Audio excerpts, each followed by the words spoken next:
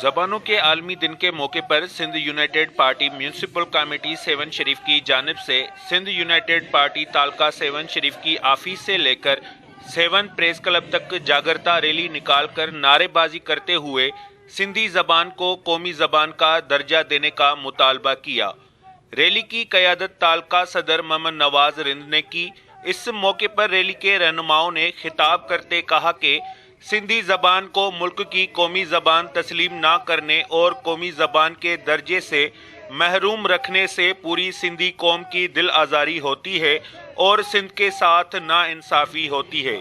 سندھ کی باشعور عوام مطالبہ کرتی ہے کہ سندھی زبان کو قومی زبان کا درجہ دیا جائے۔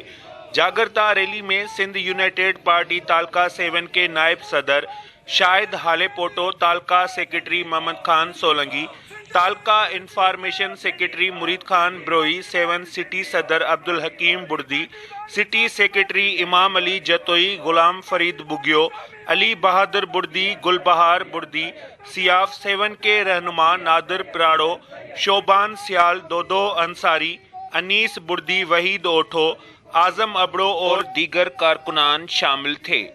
رپورٹ ماجد علی قریشی، 7 شریف۔